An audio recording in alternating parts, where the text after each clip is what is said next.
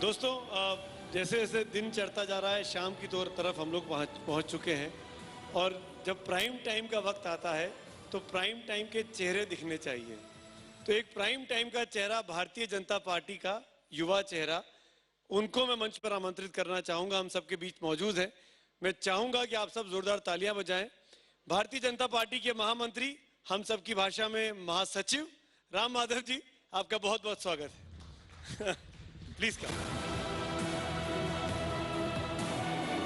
Thank you sir, thank you. Please बैठिए। राम माधव जी का परिचय अगर कराने निकलूं तो मेरे ख्याल से जो मुझे आधे पौन घंटे का वक्त एलोकेट हुआ है वो उसी में खत्म हो जाएगा। तो मैं उस तकल्लुफ में नहीं पड़ रहा हूं। आपकी इजाजत से सीधे सवाल जवाब का सिलसिला शुरू करता हूं। कश्मीर और पूर्वोत्तर भारत पर खासी पकड़ रखते हैं, खासा मेहनत भी कर रहे हैं पार्टी के लिए, संघ के लिए। और मैं शुरुआत कश्मीर से ही करना चाहता हूं क्योंकि ये सेशन कश्मीर के नाम पर ही हमने तय किया था। माधव जी, पहला सवाल और थोड़ा सा मुश्किल सवाल। ऐसा मुझे लगता है कि मैंने मुश्किल सवाल बनाया, हो सकता है आपके लिए आसान हो। क्या आपको लगता है आज इतने वक्त बीतने के बाद, जब से आप पीडीपी के साथ समझौता करके सरकार चला रहे हैं, कि वो एक चूक थी, वो एक गलती थी? भारतीय जनता पार्टी को पीडीपी के साथ संबंध नहीं बनाने चाहिए थे। दोनों की आइडियोलॉजी अलग अलग, दोनों के मुद्दे अलग अलग, उसके बावजूद भी एक साथ काम करने में मैं देख रहा हूं, जनता भी देख रही है कि ये आरोप भी लग रहे हैं कि वहां पर हालात और बिगड़ गए हैं। बिल्कुल कोई चूक नहीं थी। बहुत सोच विचार करके इस एलायंस को बनाया गया और वह एलायंस अच्छा काम कर रही है। और मैं आपको और आपके चैनल के माध्यम से देश की जनता को आश्वासन देना चाहूंगा कि पूरा 6 साल यह एलायंस वहां अपना कार्यकाल पूरा करेगा। जब सरकारें चलती है तो कुछ लोगों का अच्छे मन से भी क्रिटिसिज्म होता है, ठीक नहीं हो रहा है करके। कुछ लोगों का पॉलिटिकल भी क्रिटिसिज्म होता है।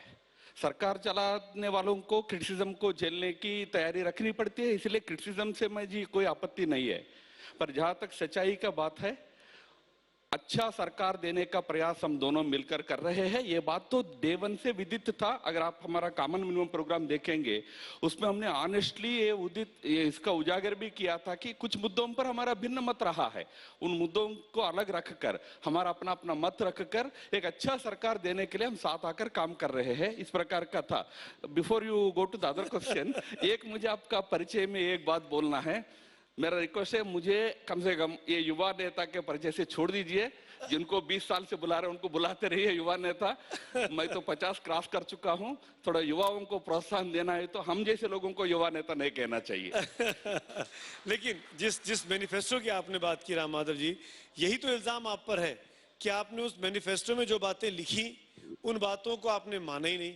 आपने हुर्रियत के साथ बातचीत की बात कही, आप हुर्रियत के साथ बातचीत करने की बजाय उनकी रोजी रोटी छीनने पर तुल गए, उनके घर बंद करने पर तुल गए, उनको जो ग्रांट्स मिलती है उस पर रोक लगने की बात हो रही है, उन पर छापेमारी हो रही है। तो ये तो जाती है। नहीं, पूरा आप सीएम पे अगर पढ़ेंगे तो ध्यान में आएगा। आतंकवाद के साथ सख्ती से निपटने का हमारा संकल्प है। उस संकल्प को पूरा करने के लिए हम एक तरफ हथियारबंद आतंकवादी जो है, हथियार पकड़कर चलने वाला आतंकवादी है, उनके साथ सिक्योरिटी फोर्सेस के माध्यम से दृढ़ता का व्यवहार हम कर रहे हैं। वही ओवरग्राउंड उनके जो सिविलियन सपोर्ट जिनका है, उनके साथ कानूनन हम व्यवहार कर रहे हैं।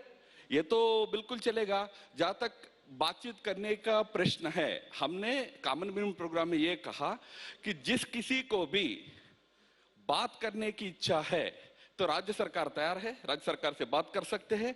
या आज तो केंद्र सरकार ने एक इंटरलॉक्यूटर की भी नियुक्ति की है, उनका द्वार खुले हैं। हुर्रियत हो और लोग हो जो बात करना चाहेंगे, उनके लिए द्वार हमेशा खुले हैं। हुर्रियत तो मना कर रही है। इसका अर्थ ये नहीं है कि वहां आतंक फैलाने वालों को बख्शा जाएगा।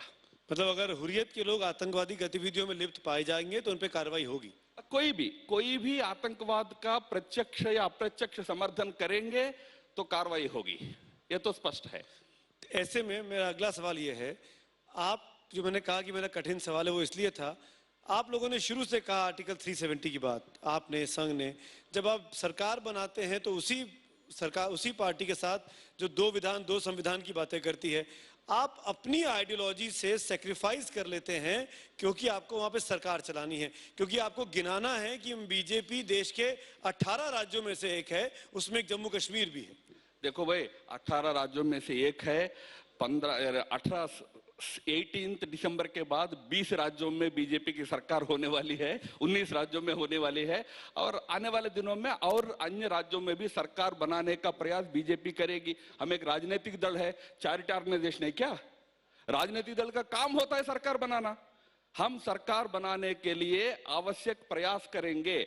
इसमें किसी प्रकार का विचारधारा के आधार पर समझौता हम नहीं करेंगे। क्या तो कश्मीर का प्रश्न है, आपने जो उठाया 370 का, आप सीएमपी देख लीजिए, हमने स्पष्ट कहा है धारा 370 को लेकर हम दोनों पार्टियों में भिन्न मत है। पर मुझे आप एक बात समझाइए, आर्टिकल 370 को रखना नहीं रखना, क्या करना, इसकी चर्चा करने का अधिकार क्षेत्र किसका है? मैं आपको समझाता हूं, वो पार्लियामेंट का है, जम्मू कश्मीर असेंबली का नहीं है।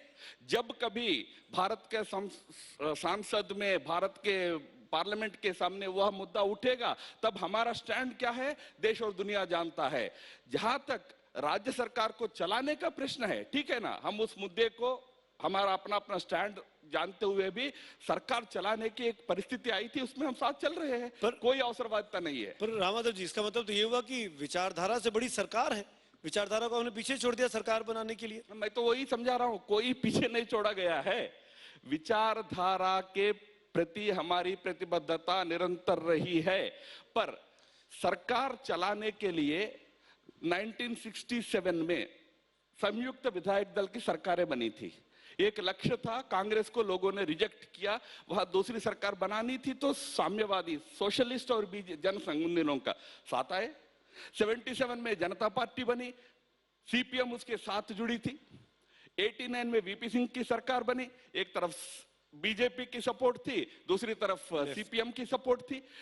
भारत में कोएलिशन सरकार बनाकर एक अच्छा शासन देना, कभी विचारधारा की भिन्नता हो सकती है। मैं आपको याद दिलाता हूं, यूपी में समझौता होने से पहले राहुल गांधी जी और अखिलेश यादव जी एक दूसरे को तू मैं कर रहे थे, बट एक समय में समझौता हुआ ना, साथ में चले ना। तो इसको विचारधारा छोड़ दिए ऐसा मानने से अच्छा एक राजनीतिक परिस्थिति में साथ मिलकर चल रहे, अच्छा सरकार देने के रूप में देखना। तो मतलब राजनेताओं को अगर मौका परस्त कहा जाए तो गलत नहीं है?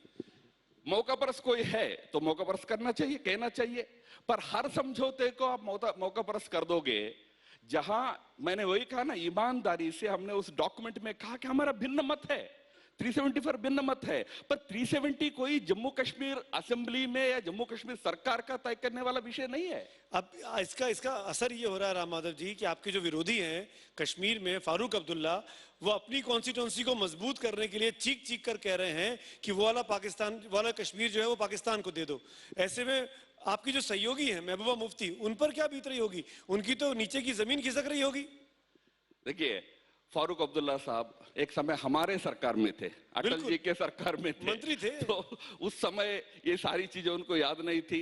आज सब सत्ता नहीं है तो उनका एक नया राग वो आलाप रहे हैं, ये एकदम पॉलिटिकल उनका इस समय बयानबाजी चल रही है। मैं इतना ही कहूंगा, जहां तक पीओके का प्रश्न है, जिस मुद्दे को फारूक अब्दुल्ला साहब ने उठाया, पीओके के विषय में न केवल बीजेपी का, न आरएसएस का, बल्कि पूरे देश का एक मत रहा है, जिसको 1994 के यूनानिमस पार्लियामेंट रेजोल्यूशन में हमने कहा है कि पीओके भारत का एक अविभाज्य हिस्सा है। In fact only outstanding issue between India and Pakistan to ever settle is the status of PoK. ये बात हमने पार्लियामेंट में कही थी, ये पार्लियामेंट का राय और देश का राय है।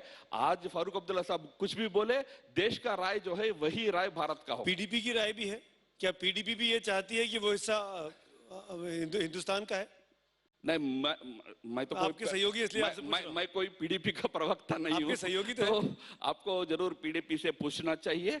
बट जैसा मैंने कहा, अगर फारूक अब्दुल्ला साहब पीओके को लेकर भिन्न मत व्यक्त कर रहे हैं तो हम उनका विरोध कर रहे हैं, तो कोई भी और उस मत से सहमत होंगे तो उनका विरोध हम करेंगे। एक थोड़ा ठंडे दिमाग से सोचते हैं राम माधव जी, क्या ये सॉल्यूशन हो सकता है अगर हम अपने आप को रिविजिट करने की कोशिश करें? जो एलओसी है उसको इंटरनेशनल बॉर्डर मान लिया जाए तो क्या पाकिस्तान और कश्मीर के उस हिस्से को अलग मान के क्या कोई रास्ता निकल सकता है जो फारूक अब्दुल्ला कह रहे हैं? यह प्रश्न हमको पूरे देश के साथ चर्चा करने वाला प्रश्न है, क्योंकि पूरा देश ने अपना अभिमत थ्रू अ पार्लियामेंट रेजोल्यूशन, मैंने I am sorry I am repeating my self, but 94 के रेजोल्यूशन में हमने कहा है कि नए पीओके हमारा अविभाज्य हिस्सा है। आज बीजेपी के नाते हम आज भी मानते हैं जो पाक आक्रमित कश्मीर है उसका आखिरी इंच जमीन भारत को वापस मिलना चाहिए। ये हमारा स्टैंड है आज भी। ये भारत का हिस्सा है, जम्मू एंड कश्मीर का हिस्सा है और भारत का हिस्सा है। इसके अलावा और कोई सोल्यूशन किसी को लगता है एलओसी को लेकर, तब तो आप एलएसी को क्या करेंगे? एलओसी को मान जाओगे तो एलएसी को वो भी दे दोगे? ये कोई देते जाने का प्रथा जो हम सोच रहे हैं ये बिल्कुल सही प्रथा नहीं है, इसलिए हम इस बात से हम एज ए पार्टी सहमत नहीं पर है। ठीक है, आप सहमत नहीं है, पर हम उसको लेने के लिए क्या कर रहे हैं? अगर हम देना भी नहीं चाहते हैं तो उसको लेने के लिए हम क्या कर रहे हैं? देश का इतिहास बहुत लंबा होता है। भले ही आज हम उसको तुरंत वापस लेने की स्थिति में भले ही आज हम नहीं है, ठीक है, आज वहां पाकिस्तान की कब्जे में वो भूमि है, बाकी जो कश्मीर है वो हमारे कब्जे में है, बट इसका अर्थ ये नहीं है कि हम उसको गिव अप कर दे। हमारा है, हमारा क्लेम रहेगा। अब कोई ऐसा दिन आएगा जब पीओके फिर से वापस भारत के अंदर हिस्सा बनेगा, ऐसी स्थिति आएगी, ऐसी स्थिति के लिए प्रतीक्षा करना पड़ेगा। चलिए मैं आगे बढ़ता हूं, कश्मीर से थोड़ा नीचे उतरते हैं, दिल्ली की तरफ आते हैं, गुजरात की तरफ चलते हैं। आपके पास क्या रिपोर्ट्स आ रही हैं सर गुजरात की जमीन से? ऐसा कहा जा रहा है कि इस बार पहली बार है कि कांग्रेस चुनाव लड़ती हुई दिखाई दे रही है और बीजेपी को पूरी की पूरी कैबिनेट को गुजरात में उतारना पड़ा। इसको ही अगर कांग्रेस का चुनाव लड़ना आप मान जाएंगे तो चलिए मान जाइए, बट मैं इतना जरूर कहूंगा गुजरात में अच्छे जनता के समर्थन से बीजेपी की फिर से सरकार बनने वाली है। हम अच्छी संख्या में पहले से भी ज्यादा विधायक जीतकर हम सरकार बनाने में कामयाब होंगे। 117 और 151 में सर 34 का अंतर है, तो ये 34 का गैप आप जो कह रहे हैं अच्छे में वो पार कर पाएंगे? अमित शाह जी ने नारा दिया 151 का। देखिए, भारत का इलेक्शन सेफोलॉजिस्ट का नाइटमेयर है। कोई आज के दिन इसको प्रिडिक्ट नहीं कर सकता है, बट जो माहौल हमने देखा है गुजरात में उससे हमको पूरा विश्वास है कि हम पहले से भी अच्छी संख्या में सीट लेकर आने में सफल होंगे। जहां तक कांग्रेस का फाइट देने की बात है, मैं आज भी किसी कांग्रेसी नेता से ये सुना नहीं हूं कि हम ऐसा फाइट दे रहे हैं कि हम सरकार बना लेंगे। 60 से जाकर 69 पे गाड़ी रुक जाता है। बढ़ा भी है तो उनका असेसमेंट पे है ना, उनका है ना जो सर्विस का असेसमेंट है वो 69 पे रुक जाता है, 70 तक भी नहीं पहुंच रहा है। तो उनका भी अपना असेसमेंट इतना कमजोर है, इसलिए मैं इसको बहुत बड़ा फाइट देने में, बट हैविंग सेड इट, मैंने पहले भी कहा आज भी कह रहा हूं, इस देश में मजबूत विपक्ष की जरूरत है। हमको इस देश में कांग्रेस को उभरना चाहिए, अच्छा रहेगा, देश की राजनीति के लिए अच्छा है। अगर आप कांग्रेस को शुभकामनाएं देना चाहते हैं गुजरात के लिए कि चुनाव जीते वो, अच्छा नहीं, मैंने कहा ना गुजरात में चुनाव जीतने का सोच वो खुद नहीं कर रहे, आप क्यों कर रहे हो? अच्छा ये बताइए, क्या आप नरेंद्र मोदी जी को गुजरात से बाहर क्यों नहीं निकाल रहे हैं? पूरा का पूरा प्रचार मोदी जी ने अपने कंधे पे ले रखा है, देश के प्रधानमंत्री हैं, गुजरात के मुख्यमंत्री तो वो थे 4 साल पहले, क्यों उनकी जिम्मेदारी उनके कंधे पे बार बार डाली जा रही है? क्या विजय रूपानी, नितिन पटेल, आनंदीबेन पटेल के कंधे उतने मजबूत नहीं है? प्रधानमंत्री लास्ट वीक में 2 दिन गए, इस वीक में 2 दिन गए, बाकी सब नेता वहां राज्य के नेता पूरे चुनाव को अपने कंधे पे लेकर संभाल रहे हैं ना, और चुनाव जीतने के लिए जो आवश्यक जो भी कदम उठाना है उठाएंगे। राहुल गांधी जी नहीं घूम रहे क्या मंदिर छोड़ा है उन्होंने? अब राहुल गांधी जी को घूम रहे हैं ना, समतुल्य कर रहे क्यों घूम रहे? ये कोई नहीं पूछेगा ना, वो राष्ट्रीय अध्यक्ष बनने वाले हैं, राष्ट्रीय उपाध्यक्ष है, वो क्यों घूम रहे हैं गुजरात में? ऐसे कोई नहीं पूछेगा ना। इलेक्शन को हम सीरियसली लेते हैं, गंभीरता से लेते हैं, और प्रधानमंत्री वीकेंड का पिछले सप्ताह में 2 दिन गए, इस सप्ताह में भी 2-3 दिन जाएंगे। ये महत्वपूर्ण चुनाव है, उनका होम स्टेट है, वो हमारे स्टार कैंपेनर है, हमारे पास स्टार कैंपेनर है, वो कैंपेन करके हमको जीत ला रहे हैं, तो उससे तो बाकी लोगों को दुख हो रहा है, इसलिए ये पूछ रहे हैं कि यार ये अपने कंधे पे क्यों उठा रहे? अगर अगर पीएम स्टार कैंपेनर है, पीएम का होम स्टेट है, पीएम की जिम्मेदारी बनती है मोदी जी की, तो चुनाव अगर हार गए तो जिम्मेदारी पीएम के ऊपर है। नहीं, आप निश्चिंत रहो यार, हारेंगे नहीं हम। क्यों आप निश्चिंत रहो। ये कहते हैं? क्यों किस बेसिस पे आप कह सकते हैं? नहीं, क्योंकि मैं उस राज्य का जो ग्रास रूट सपोर्ट है उसका एक आकलन मैं किया हूं, इससे मैं पूरे विश्वास से कह रहा हूं हम अच्छी सफलता प्राप्त करेंगे गुजरात में, हारने का तो प्रश्न ही नहीं है। मैं वही तो कह रहा हूं ना, जो हमारे विरोधी भी है उनका भी आकलन 70 से ऊपर नहीं जा रहा है, तो इतना ही कह रहे हैं कि नहीं नहीं आप जीत तो जाएंगे, पर 117 मिलेंगे कि नहीं मिलेंगे वो डाउट है। जितने लोग नाराज थे इस आपकी सरकार से वो सब कांग्रेस के साथ जुड़ते जा रहे हैं। अल्पेश ठाकुर, जगदीश मेवानी, हार्दिक पटेल सब उधर चले गए। ऐसा लग रहा है कि पूरा मास मूवमेंट राहुल गांधी की पार्टी के पीछे खड़ा हो गया। मास मूवमेंट खड़ा है, सारे कुर्सियां खाली रहते हैं सभा में। नहीं भैया, इस बात को यही छोड़ दीजिए। कल के दिन 1-2 दिन में पहला चरण का मतदान है, बाद में दूसरा चरण है, 18 को रिजल्ट आने वाला है। मैं पूरे विश्वास के साथ कह रहा हूं बीजेपी को अच्छी जीत गुजरात में मिलने वाली है, कोई छोड़ के नहीं जा रहा है। जैसे भाई ऐसा है, नाराज भी होते हैं इसीलिए ना, क्योंकि हमारे अपने मानकर नाराज होते हैं, ये अपने लोग हैं इसलिए नाराज होने का। नाराज होकर घर का बच्चा घर से बाहर भी भाग जाता है। नाराज होकर भी आपके चैनल में और चैनल में लोग कहने लगे हाँ थोड़ा हमको अच्छा नहीं लगा पर हम तो वोट तो इन्हीं को देंगे। ये आज की कहानी नहीं है, मैं डिमोनेटाइजेशन के समय से देख रहा हूं। क्यों में लोग खड़े होते थे, आप जाके माइक लगाते थे, यार बहुत कष्ट हो रहा है ना, लोग कहते थे कष्ट हो रहा है पर ये खराब नहीं है, मोदी जी खराब नहीं कर रहे। लोग कहते थे कि नहीं नहीं नहीं मोदी जी देश के लिए कर रहे इसलिए हमको कष्ट उठाने के लिए हम तैयार है। भाई लोग हमारे साथ है।